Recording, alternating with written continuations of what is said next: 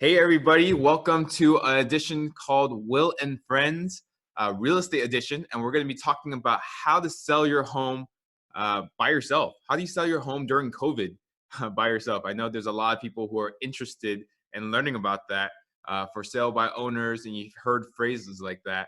And so I'm going to be talking to you about very simple things that you can be doing, do's and do nots on getting your home sold by yourself during COVID-19. Why don't we go straight into it? Biggest topic is keeping you and yours safe during COVID. So one thing that you'll need to consider are disclosures. So one thing is that so if you're a homeowner looking to sell your property, right now you need a documentation, or it's actually advised from the California Association of Realtors to us as a board of brokerages, other real estate firms, to have a document saying that me as the homeowner or the seller, I do not have COVID. From my understanding, from the test I've taken or not taken, I do not have COVID.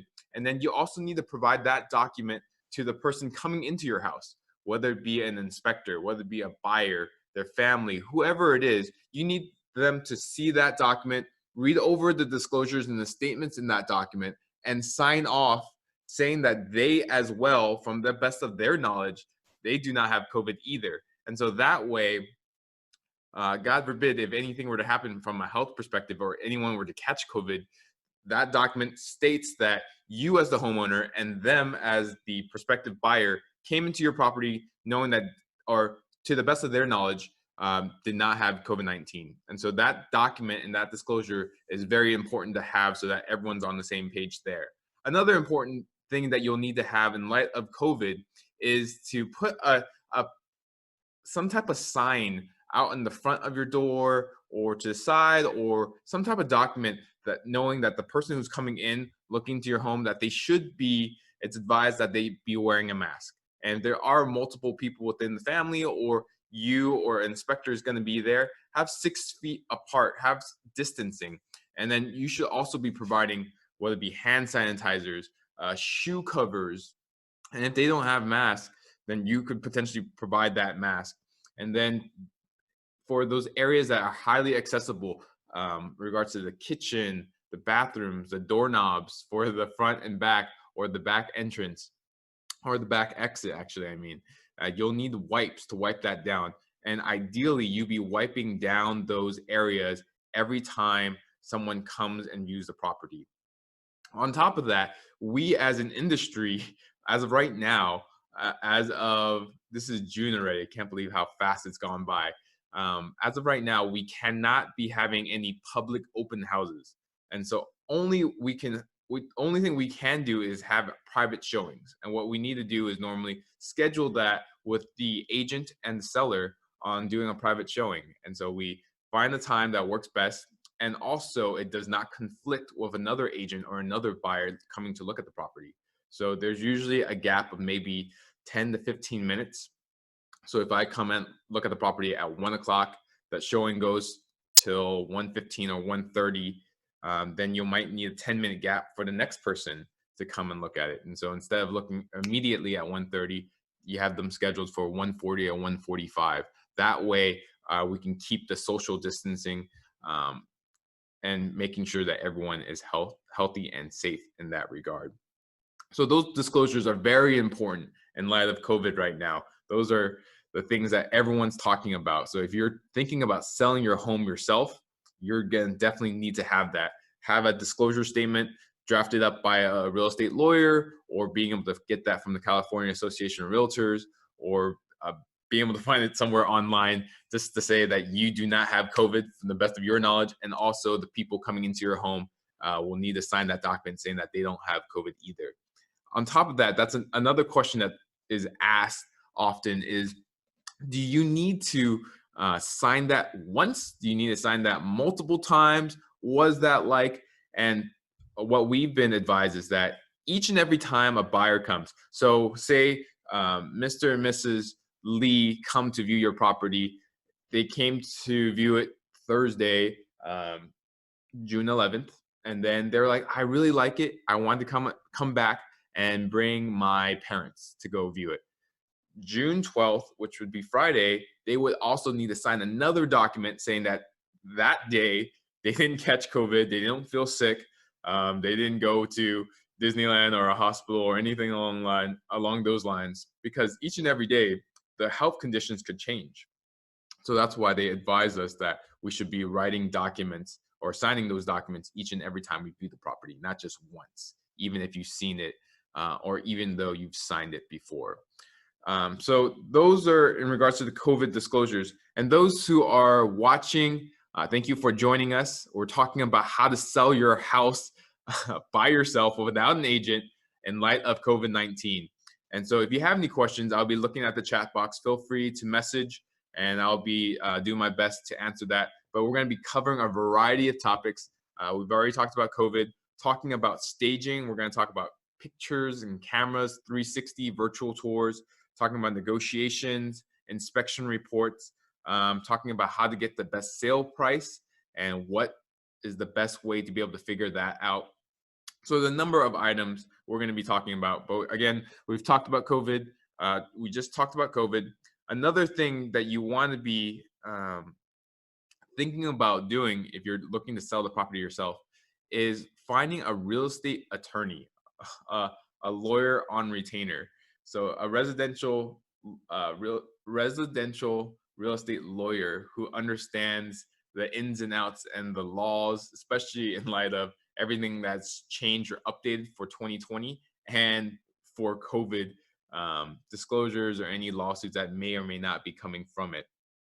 So understanding that and getting a lawyer for that. One of the reasons why is that we as a real estate brokerage firm, or we as real estate agents have a lawyer, or our broker has a lawyer that has errors and omissions coverage or insurance. So if we forgot to disclose, or there was a miscalculation on the living square footage, or any variety of things that could come up and could come up as a lawsuit, there's a coverage there from a brokerage and for the agent.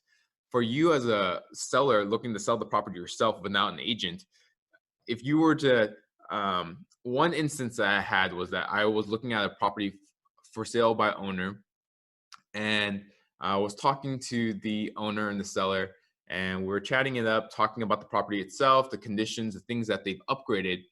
And at the end of it, I find out that their parents, not only one of the parents, both of their parents passed away on the property within 3 years or less.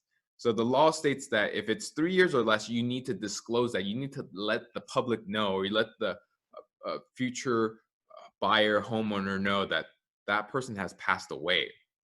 And so by not disclosing that, and a person purchases your property, and then they talk to the neighbors, and the neighbors tell them, "Oh, did you know that Jane and Joe passed away on the property?"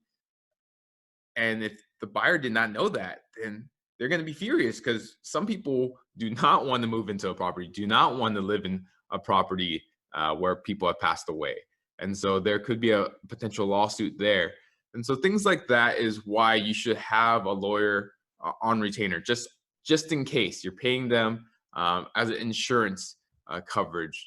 Hopefully you don't need to use it, but in the case that you do need to use it, it's there for you.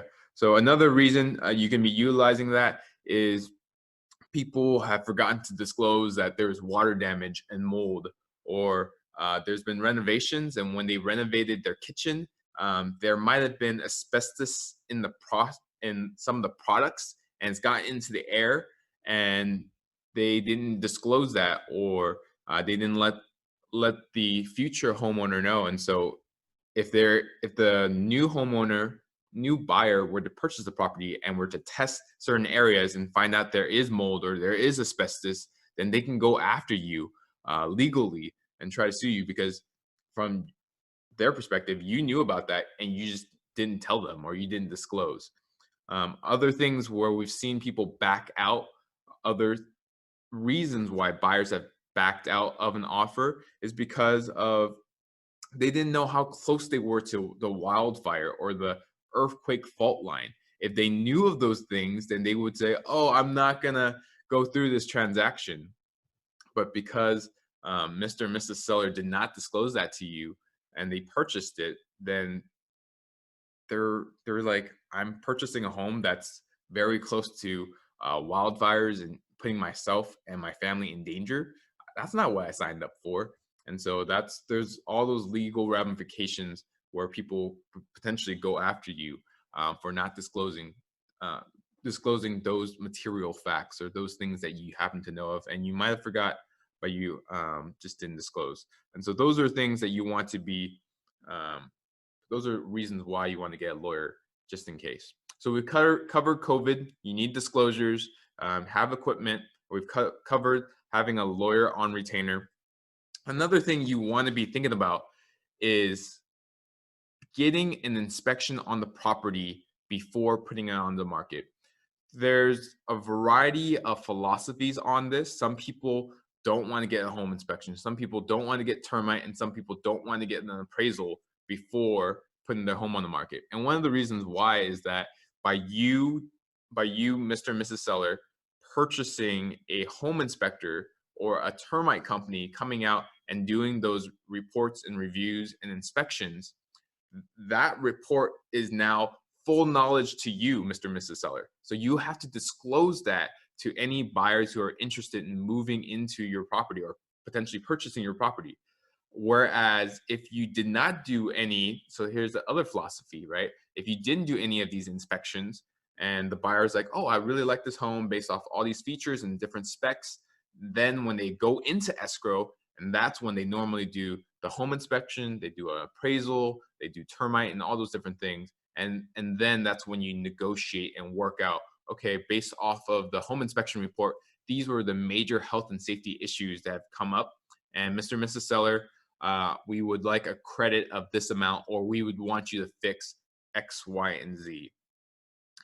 If you're not comfortable with negotiations, or if you have a very hard time negotiating and there's a lot of difficulties that you've dealt with in the past, I would suggest selling the property as is and then getting these inspection reports done. So do the home inspection, do the termite, and do the appraisal.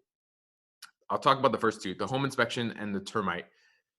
You do the inspection, but it's not to say that you repair whatever is found in the home inspection, or if there's tenting or areas that need to be fixed for termite. That's not to say that you need to fix that before it goes on to the open market.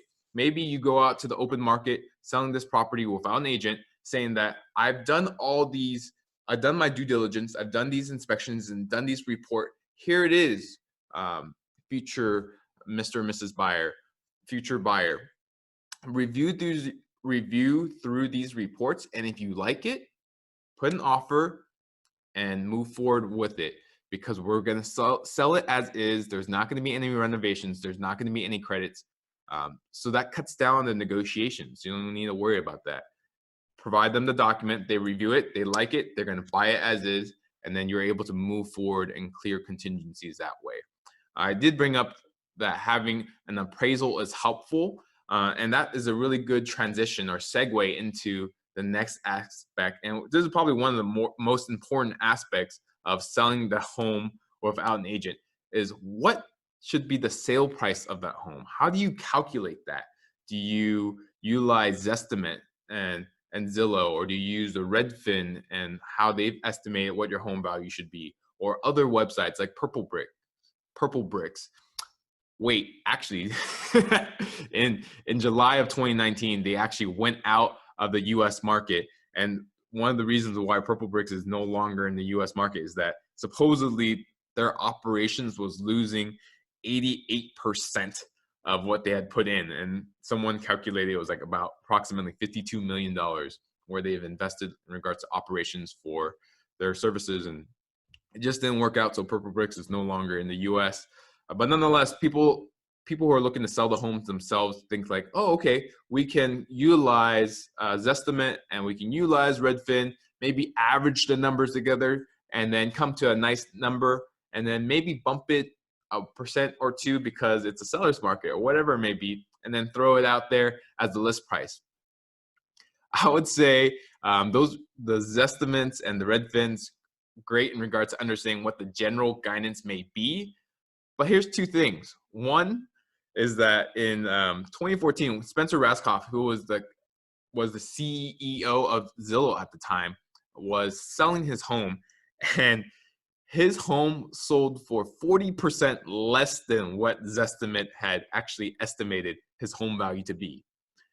Now, fast forward to 2020, he's purchased another property. He's no longer the CEO, but he's purchased another property, and he's actually putting that property for sale. He's lived in it. Now he's selling it, and he's selling it. The list price is $8 million above what Zestimate has valued his property to be.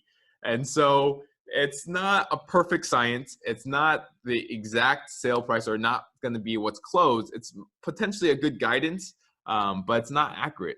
So the best way to understand what is the accurate value of your home and doing a comparative market analysis is being able to utilize websites that have just sold or recently sold homes, that are recently closed homes, and being able to understand what they have sold for. What you're looking for are homes within your neighborhood, primarily in your community or tract, that have a model. It's a model match, right? Same bedroom, same bathroom, square footage, lot size, in the same school district. And that is usually what appraisers are looking for. If you're able to find other homes that are similar, if not exact identical match to you, then you can be able to reference, okay, on 123 Main Street, it sold for $650,000, and I have the similar spec or similar home details, and so my home should probably be $650,000 as well. But I've upgraded the countertop, I put recessed lighting, I put this, that, and the other. I made major renovations, and so because of that, maybe I can add a couple percentage point above, so I can get my home sold at a higher price point because of the renovation costs. A question that commonly comes up when I deal with for sale by owners who are looking to sell their home without an agent is that, what if I don't find a home within my community or within my tract? What should I do then? I would suggest you can go a little further out. Most appraisers don't like to cross major streets. So if it crosses a major street, that's usually a different community, different tract, different neighborhood. And so they like to stay within certain areas, certain parameters, where they know that the builder was making similar homes, that's had similar floor plans, lot size, square footage, and those things like that. In that situation where you don't have it, you gotta look at similar bed, bath, square footage, lot size, and then you gotta factor in maybe the renovations. If they have pictures there, then you can try to compare and contrast. Drive into the neighborhood even and see, okay, are their homes similar? Is the structure of the home similar? And so that way you're able to get better guidance on what the home prices are. I would definitely steer you away from comparing your homes to homes that are currently on the market and being sold. They're active. They're not in escrow. They're not sold. They're basically your competition. And so a lot of owners do the mistake of, okay, this home is on the market, and so I'm comparing my house against that one, and they've listed it for $750,000. So my home should be worth at least $750,000 because they've listed it at that price. I would suggest highly to not do that, because because that's what appraisers aren't looking at. They're looking at just sold or recently closed homes to be able to compare and contrast. So that way, that will help you understand what is the best sale price for your home. And if you price it too high, then your home's going to sit on the market. Another good stat you should probably look into is the days on market. What's the average days on market in your neighborhood or in your community? So for example, in Fullerton, the area that our office is in, the days on market dropped from 28 days to 23 days. So that's a really quick market. And if your home is over that time frame, that's telling you that maybe it's overpriced, or the renovations or the staging or something along those lines is not up to par to the public or to the marketplace, and that you need to revise some of those things, if not primarily price, to get it back to the marketplace where buyers are interested in purchasing it. So understanding stats like days on market, what's the sale price to list price? So there's people who list their properties at a certain price point, but it sells for maybe less or sells for more. And if you're able to understand what that percentage is, in Fullerton, that percentage is 99%. So whatever the list price is, it's only off by 1%. Obviously, some homes are being sold for more and some homes are sold for less, but on average, it's 99%. And so if you're able to price it correctly, then you'll get that, if not above, especially if it's a seller's market. And then another statistic that you want to be looking out for is what's the inventory? How many homes are you competing against? Or how many homes are coming onto the market? So if there's more homes, it's the whole supply and demand. If you're able to understand how many homes are on the market, you'll be also able to look for stats on demand, which is determined by how many buyers have entered into escrow last month or last 30 days. If you're seeing a rise in escrow count, that means that there's ideally people looking to purchase, right? When COVID hit from March to April in most of Orange County, if not all of Orange County, you saw a drop from March's buyer demand. It dropped maybe 25%. Some areas less, some areas more, but there was a drop from March to April. But when April to May came, that skyrocketed up, or that jumped back up, maybe some areas 15%. I saw in North Orange County, one particular neighborhood, I believe it was in Brea, it jumped 80% from where it was from April to May. And so the demand skyrocketed back up, and we see most of Orange County, that demand has increased. And so if you're able to understand the supply and demand, the days on market, the sale price versus list price, then that will give you great guidance on knowing, okay, by putting this home on the market at this time frame, at this price point, I should be able to get an offer within 23 days or 3 weeks. If it's going over 4 weeks, 6 weeks, or 8 weeks, there's something wrong, and most likely that's the price. You want to revise that and adjust that so that you can bring the buyers back before it's too late and they have some speculation on, oh, there's something wrong with the property, or they're thinking, okay, we can start gouging them or price cutting them or lowballing, putting lowball offers because they don't have anybody. They've been on the market for so long. So that's something definitely to consider. So we already talked about if you're looking to sell your property without an agent during COVID. We've talked about COVID and the different disclosures that you'll need to have. That's important to keep your family, your house, and those actually interested in purchasing your property safe. We talked about getting a lawyer on retainer. We've talked about getting inspections done beforehand, and we've also talked about the sale price. Another thing that you will need to consider if you're trying to sell your home by yourself without an agent during COVID is staging. Staging is super important.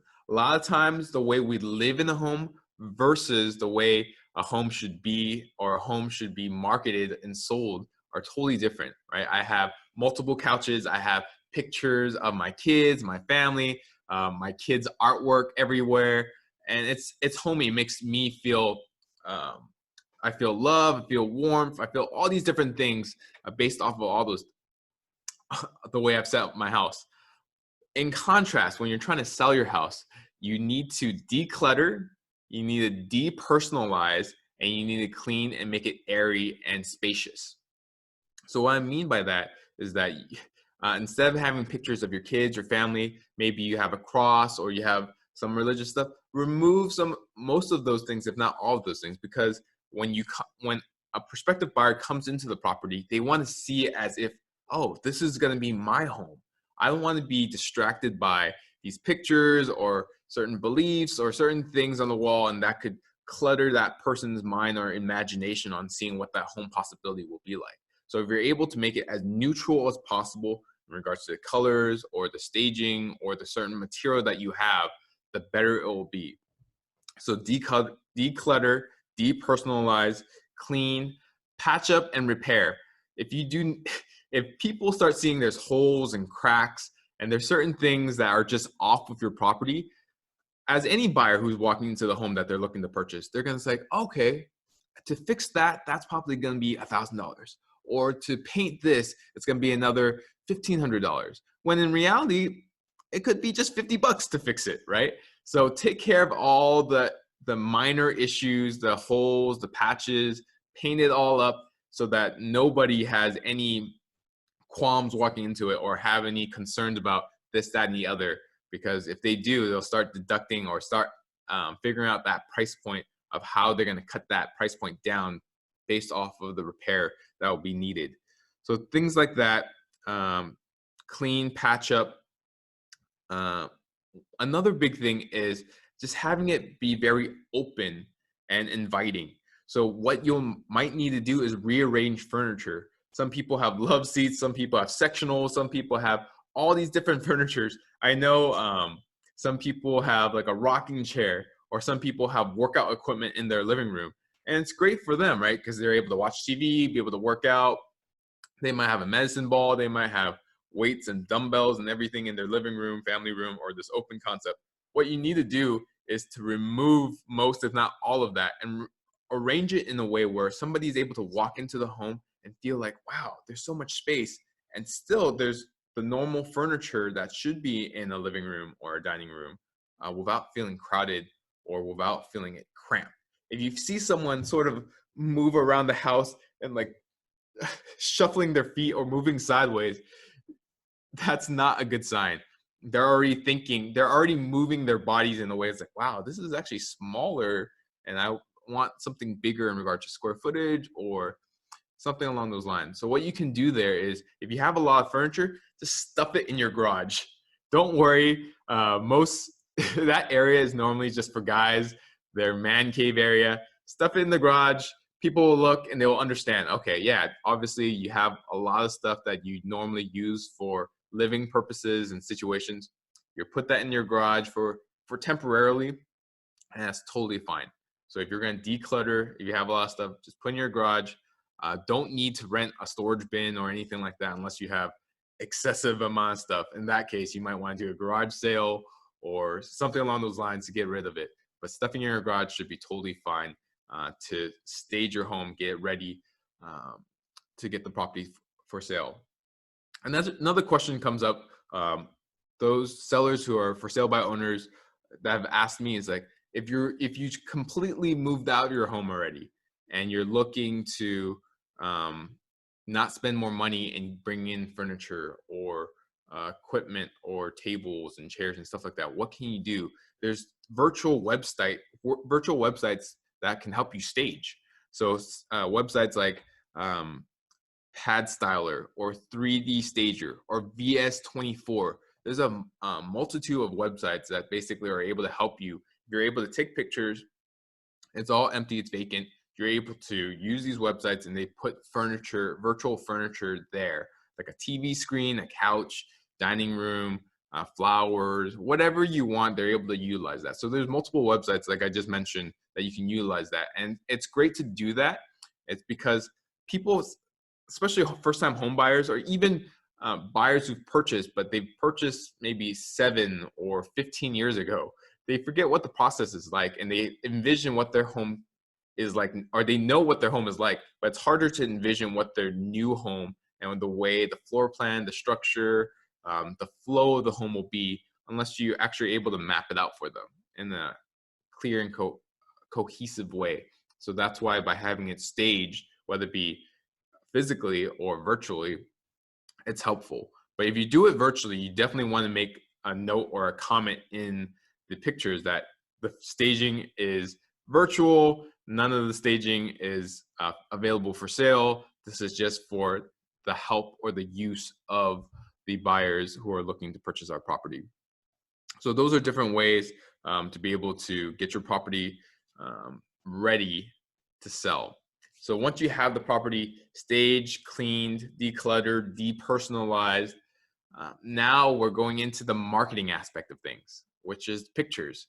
And if you're a seller, homeowner looking to sell it without an agent, I would recommend highly finding a professional photographer to take pictures for you. And if you don't want to spend that money, I totally understand, but don't be doing it off of like an iPhone 6 or an old flip phone or anything like that, because the pictures will not turn out strong. It would be very grainy. It would be bad. All those and above. Um, One thing you want to be considering if you're going to take your own photos is to have a tripod. So ideally, you would have a DSLR, or if you have a newer iPhone, like iPhone 11 Pro, or I think it's iPhone 11 Pro Max, I think, they have great features where you can be able to basically take it off your phone and be able to upload those photos. But if you're able to have a tripod that stabilizes it and makes sure all the angles are correct, it's not wobbly or off the picture's offset in that regard. Another thing you want to do is lighting. You don't want your pictures to be too dark, right? Because you want to be able to accent certain features of your home, whether it be the appliances or the crown molding or the updated baseboards, whatever the feature may be. You want to be able to highlight that. And if you're not able to get the lighting or the flash in correctly, then that could be detrimental to you selling your property.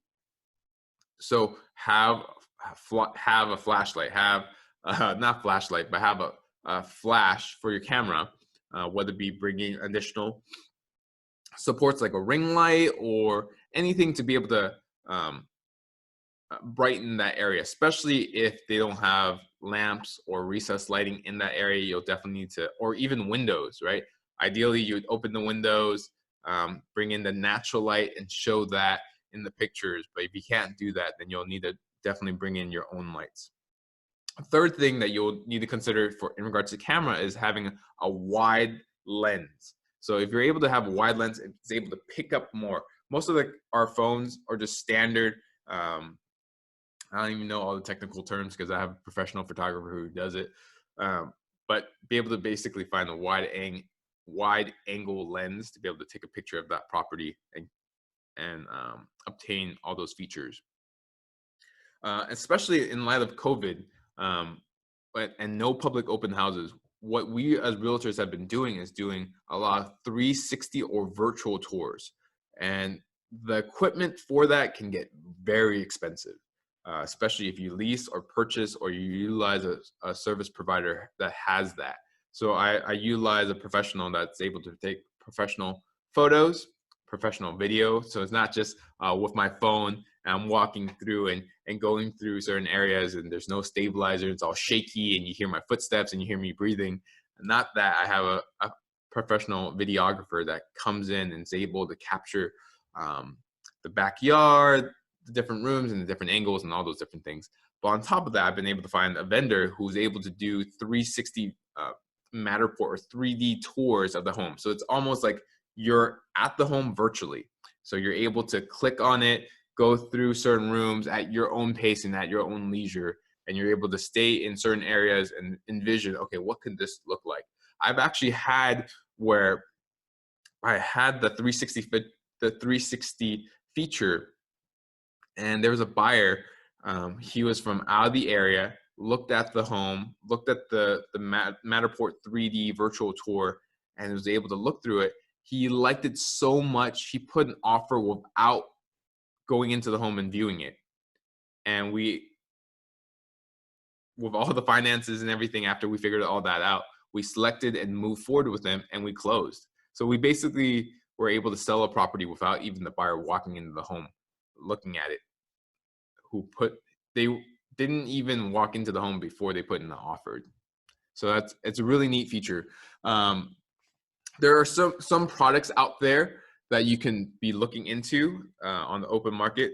So 2 products I've utilized in the past is this is the LG R150, and this is actually really good for video. So it has the 2 camera lenses, and you're just able to put it on a tripod. It just sits, and then it just captures the photos, and and the program itself is able to stitch it for you. So you don't need to do the any editing or any post editing. It's just able to stitch it for you, and they're able to upload to whatever website you want. I don't particularly like the photos that come from this. I feel like it's a little grainy. Maybe it's because of the lighting. I think it's more so the camera. But in regards to the video, for one reason or the other, I feel like that stands out more so than what I've utilized with Ricoh. So the Ricoh 360 Theta, it's a very popular product. A lot of people utilize it. I think right now it's being sold for $350 or so on the different websites. But it also has the 2 lenses. You put it on a tripod, put it on the area, and it's able to capture the photo of your kitchen, your bedroom, whatever it may be. And then again, you don't need to do much post editing. It's able to upload it to their software. They stitch it together, and then it's a 360 photo. What's a really cool thing is that Facebook has a feature where if you upload the photo from these cameras, once you're able to get the picture, you can, as if you had those goggles, the virtual goggles on, and you can walk around and see like, oh, hey, wow, I can look at the property virtually. And if you're able to utilize programs, I know Ricoh has a program now where it's able to make you have you tour through the home with that product. It's able to stitch it together, or you might have to do a few things. That might be a good alternative route if you want to go and do 360, 3D virtual tours without having people come in. I've seen agents where they're saying that there's no homeowner or no buyers coming into the property. You have to look at the virtual tour, utilize the 360, 3D stuff, and then once you've done looking at that, you put an offer, and it's contingent upon inspecting the property. And so based off of the financials they provide, the different terms and price, they select that person, and then that person able to take a look at the property. If they like it, they move forward. If they don't, then they find another buyer. So there's different options that you can have, especially if there's people in your family that have higher health concerns or certain things like that, and you don't want the public to come, or it's too strenuous to schedule out all these different showings, then that could be an option for you. But again, you would have to purchase it unless you lease it, and I don't know what the price point would be to lease those type of products. Another thing, like I've mentioned before, if you're looking to sell your home by yourself without an agent, especially during COVID, there's no public open houses. So there's no way you can be able to say, oh, I'm going to have an open house on Saturday from 12 to 4 p.m. and same thing on Sunday. You can't do that. And people who have tried to do it are reported to the association, and eventually they get penalized with a fine. And then if they've broken that rule so many times, then they might get their license revoked. Obviously, if you're trying to sell your own house, there's no, they can't revoke any license because you don't have a license. So maybe you can still have an open house, but there might be other government concerns that you would have to be on the lookout for. So if there's no public open houses, what can you do? You can do a virtual open house. And so what that means is that you're posting it maybe on a social media platform like Facebook or Instagram or YouTube, and say that on Saturday at 12 p.m., I'm going to have a virtual open house or virtual tour. So you can use your phone, and hopefully people jump on during that time. And that's a perfect time to be able to connect with them and say, oh, do you have any questions? Are there certain areas that you want me to show you? Or maybe I can just tour you around the house and show you certain features. And that way you can get a better sense of the home. And if you have any questions, you can ask me. So that's definitely what we as realtors have been doing a lot for our properties, been doing virtual tours for those prospective buyers or for our clients. And that helps limit the amount of times people come and look at your property. So again, in regards to marketing your property, you can do professional photos, or you can utilize a camera. Definitely get wide angle lens, tripod, flash, lights, flash, or a lot of lights to brighten the area. And then there's also these 360 video camera products out there to help do virtual tours that way. The last thing I want to touch on, there's a lot to talk about, but is negotiations. That's a huge part of why clients or sellers purchase or work with real estate agents, realtors, is because we have great negotiation skills. Some of the tips I would tell you if you're looking to sell your home by yourself without an agent during COVID is that don't disclose the price.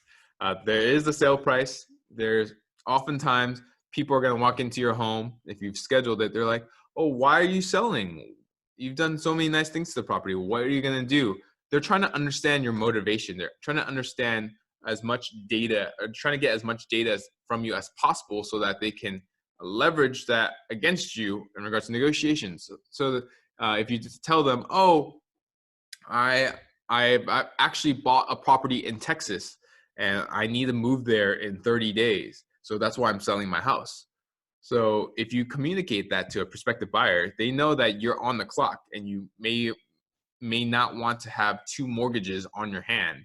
And so you need to move quickly. You need to find a buyer. You need to find an offer quickly. And so if you get so desperate enough, maybe me as the buyer will put a lowball offer and you'll accept it. So there's certain data or information you don't want to disclose to prospective buyers. What I oftentimes say is that I answer as many questions I can that the buyer has, especially about the homes, the specifics, about maybe the products, what's included, are the washer and dryers, the appliances, if there's been an addition, is there a permit for it, and sell them in regards to the neighborhood, the neighbors, the schools, the area, different things like that. But if they're asking things about the seller's motivation or what the seller is looking to sell the property at, what price point, that is detrimental to you to disclose that. So oftentimes I tell those buyers who come in the past during the open house is that if you have those type of questions, I'd be more than happy to talk to your agent about that. Because as professionals, we can be able to answer each other's questions or be able to understand each other's viewpoint a little better since we do this on a day-to-day basis, if not multiple times throughout the year. And so that way we can get that smoothed out and they can communicate to you, buyer, Mr. Mrs. Buyer, on what information you need. If the buyer says that they don't have an agent, then that's a whole different ballpark in regards to what you're going to be doing for negotiations. But again, be very careful on what you disclose, what you share with prospective buyers. And then if you go down the path of you have 2-3 people looking to put an offer, those people are interested in putting an offer on your property and they eventually do. And out of the 3 offers, the first offer, or offer A, is offering it at, say, $750,000. Offer B is doing it at $800,000, and offer C is doing $900,000. Some owners get little. They see the money signs, they see the dollar signs in their eyes, and they're like, "Oh, I'm gonna go with option C that had $900,000. I had the most money." But when you look at the contract, when agents look at the contract, we are not only looking for price, but we're looking at terms. We're looking at their financials. We're looking at their, we're cross-qualifying their lender. Does the lender know what they're doing? Is it somebody who just got their license the other day? Is it legitimate? What's their credit? What's their credit score like? What's the debt to income ratio? These are all the questions that the lender should be able to answer and provide great confidence to you, the owner or the agent, that this buyer is acceptable. This buyer is qualified to be able to purchase this property. Because I've seen it in the past where someone would blow everyone out of the water by putting a super high price. But they do that is because they have a very low down payment, they have bad credit score, or a number of things, and the only way they think that they can get the home purchase is by putting a high price point. And let's go down that scenario. And I've had other agent friends select that, or had the sellers select that offer C at $900,000. So if you go down that path, you select that offer, what happens is that you come to find out all these potential issues, or you're poking holes through their financials. Their debt to income ratio is above 50%. Their credit score is 625 or 575. That's definitely on the lower end, and they don't have much in the bank. So when the request for repair comes that there are a number of things that need to be done, that buyer isn't able to commit because they don't have enough money to cover the repairs. So if the buyer backs out and that time frame has already been 10, maybe 14 days in the escrow process, you've potentially lost all the other buyers who are interested in your property, or maybe even offer A and offer B. They were waiting for a while just to see if it was still available, but it's been 14 days. They found another property in a different neighborhood that suited them, and so they pursued that offer, and so they're no longer on the table. And so that jeopardizes you as the owner by going with not the strongest candidate, not the strongest buyer, because if they at the end of it fizzle out and they can't close and they can't purchase the property, then you're back to the drawing board. Now it's been 21 days on the market and you're trying to find a buyer, and you might not be able to find the buyer, and then the days on market continues to rise, and that hurts you because as the days on market rises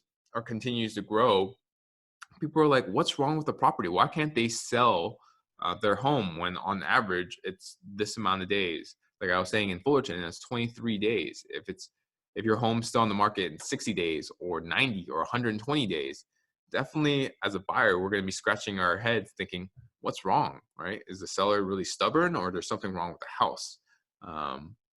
And so people are going to be thinking about that. So don't select the first offer. Look at all the offers. I would suggest, and what we do as a team, is that we put on an Excel spreadsheet and we grade or weight certain areas. So yeah, definitely the sale price is going to be very important, but what's going to be their down payment? How much?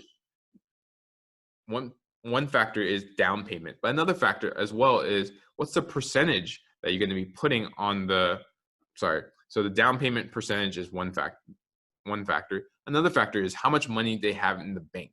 So how much money they have in the bank and what the down payment percentage is could be different. They might have a lot more in the bank because they're saving up to renovate the property, or they just don't want to spend all that money that's in the bank that they have because they want to do other things with it. So list price, what's the down payment percentage? How much money do they have in the bank? What's the status of the lender? Is the lender been in the industry for a long time? Like we've talked about, do they respond quickly to your messages? Do they feel confident about the buyer they're representing?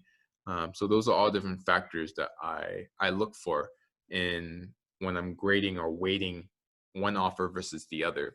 Another aspect of it is the terms, right? So as a buyer, when you're purchasing a property, you have a certain amount of time before you remove contingencies and you're fully committed to the property. So I liken it to dating.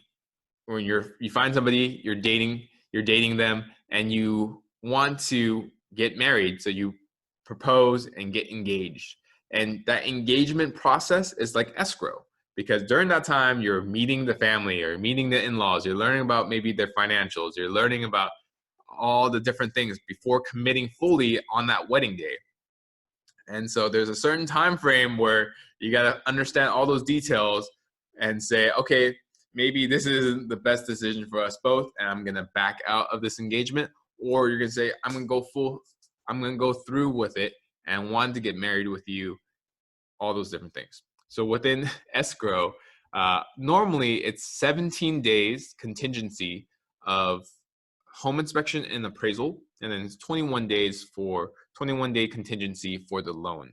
So at most it's 3 weeks worth of contingencies where the buyer is able to do their due diligence and understand and research and make certain that this is the right purchase for them.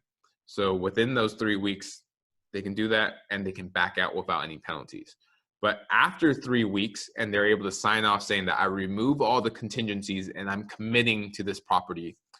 If they committed, remove contingencies, and they try to back out, that's when that buyer is potentially in trouble, because they've committed fully, remove contingencies, and then we can go after, as agents, what we do is we negotiate and we go after their security deposit, their earnest money deposit, as a penalty for backing out once the contingencies are removed.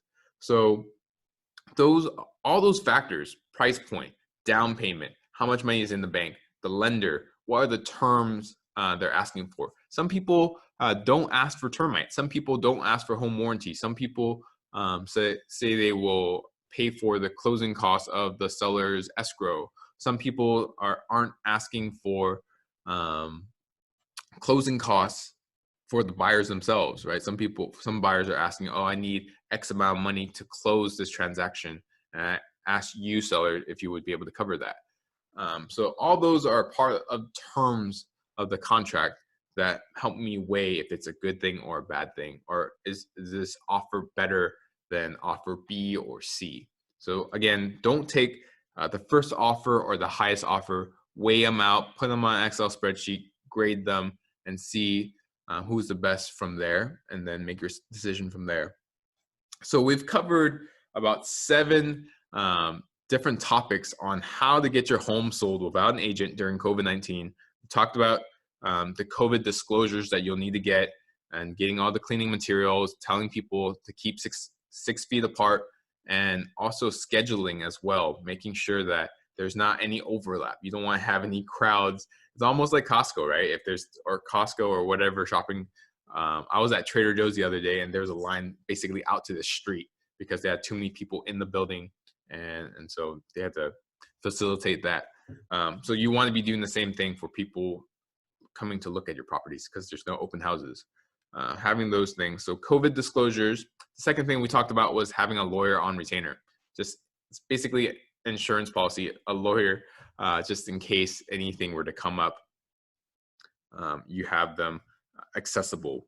Third thing we talked about was inspections, especially if you have a hard time negotiating or you don't like negotiating. You want to do all those inspections up front and letting maybe the buyer know that this property is going to be sold as is. Obviously, it's going to be negotiable. Everything is negotiable once it gets into escrow, but you can put on the forefront, or in the beginning, letting the prospective buyers know that if you're looking to purchase the property, then you're going to need to know that these are all the potential issues, and I'm not going to fix any of them. So that way you can skirt the negotiations. The fourth topic we talked about was sale price, and how do we factor in, or how do we figure out what's the best way to price the sale of my home. So we went through that. We talked about staging, decluttering, depersonalizing, making it airy, bright, open, and putting a lot of the stuff that you have in your home in the garage. That's totally fine. We also talked about virtual staging and being able to utilize those services, especially if your home is vacant. The fifth thing we talked about, 1, 2, 3, 4, 5. The sixth thing we talked about was pictures and cameras. Be able to use professional. If you don't want to spend the money there, if you have a DSLR, great. If you don't have a DSLR, then maybe even camera phones. I know the iPhone 11 Pro Max have pretty good camera features, so you can utilize that. We also talked about if you want to use a virtual tour 360, there's products like the Ricoh and also the LG R105, right? LG R105. So this one was good for video. This one's good for pictures from my experience. So you can utilize that for virtual tours, 3D tours, and things like that. And then the last thing we talked about is negotiations. What do we look for? Not selecting the first offer or the highest offers, not disclosing too much information or data to prospective buyers, especially if it could be harmful or they're using that and leveraging that against you. So be aware of that.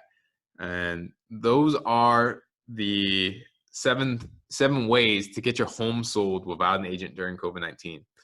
there's a whole host of other things. I've worked with a lot of for sale by owners in the past. I've been doing real estate for 10 years, work with Keller Williams. So if there's any questions that you have about trying to sell your home by yourself without an agent, feel free to reach out to me. Got a lot of different things I can share with you. You can reach out to me. Phone number is 949-346-1810. Again, it's 949-346-1810. That's one way to be able to contact me. If you have any questions, you can text me, call me. And my email, you can email me at William, WILLIAM, at Ron, RONARNOLD team.com, ronarnoldteam.com.